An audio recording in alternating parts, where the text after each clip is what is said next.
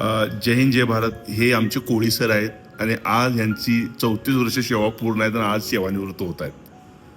तर आज कोळी सर आमच्यातून निघालेले आहेत सेवानिवृत्त होऊन. अजून त्यांचे केस बघितले तर एकदम तरुण मुलासारखा दिसणारे व्यक्तिमत्व आहे, पण 58 वर्षे वय आहे. सर, तुम्ही आता इथून निघालाय, शिक्षकांना काय सांगशील हो सर? प्लीज, शिक्षकांना कसं राहावं आणि काय जपावं?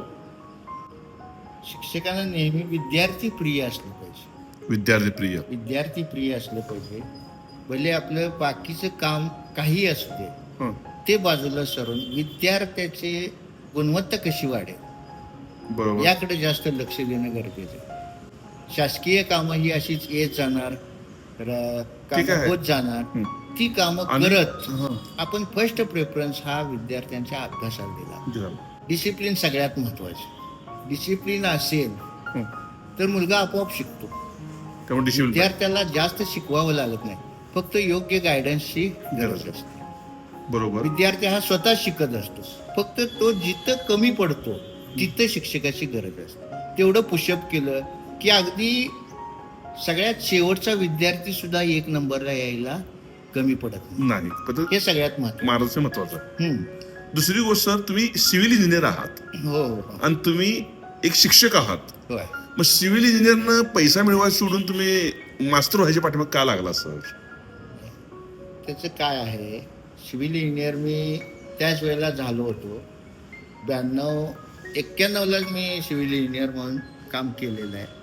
मी रोड कॉन्ट्रॅक्ट पण घेत होतो. बिल्डिंगची कामं पण मी पूर्ण केलेली आहेत. 2 घरं मी बांधलेली आहेत. बर. त्यानंतर जरा आर्थिक पाठबळ आमच्याकडं कमी होतं. आणि आर्थिक पाठबळ नसल्यामुळं मी बांधकाम क्षेत्रामध्ये जाऊ शकलो नाही. आणि त्याच वेळेला मला अनायासे हा जॉब मिळाला. शासकीय नोकरी पण मिळालेली होती, पण त्याला काही टेक्निकल प्रॉब्लेम होते, त्यामुळे ती मी करू शकलो नाही. आणि मेन म्हणजे आर्थिक प्रॉब्लेम असल्यामुळं तुम्ही मास्तर झाला त्यावेळेला. तुम्हाला आनंद आहे काही शिकवलेलं? शिक्षक झालेलं? आमच्या घरामध्ये जवळजवळ 9 शिक्षक आहेत. आम्ही 4 भाऊ, आमच्या सगळ्या वहिनी. फक्त 2 नंबरच्या भावाची मिसेस तेवढी घरकाम करते. बाकी सगळ्या गट शिक्षणाधिकारी आहेत, केंद्र प्रमुख आहेत. मुख्याध्यापक सगळे रिटायर झालेले आहेत. मग तुम्ही मुख्याध्यापक नाही, मॅडम तुमची मुख्याध्यापक आहे म्हणजे आता घरात गेल्यावर तुम्हाला भांडी घासायला लागणार सर? आम्हाला नाही.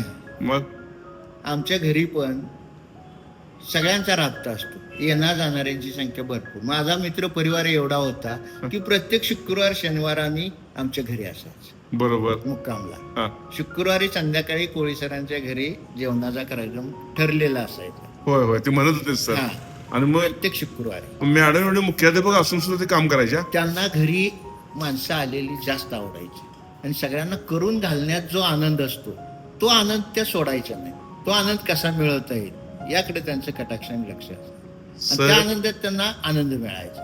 बरोबर आहे. जाता जाता एक विद्यार्थ्यांना काय सांगशील हो सर? विद्यार्थ्यांनी शिक्षक कसाही असू दे, आपल्या ज्या शंका आहेत या शंका शिक्षकाला न घाबरता त्यांच्या शिक्षकांच्या पर्यंत पोहोचला तर विद्यार्थ्याची प्रगती होऊ शकते. पण मी कसा जाऊ, शिक्षकांना कशी शंका विचारू म्हटला तर तो विद्यार्थी नेहमी मागच राहतो. बरोबर सर.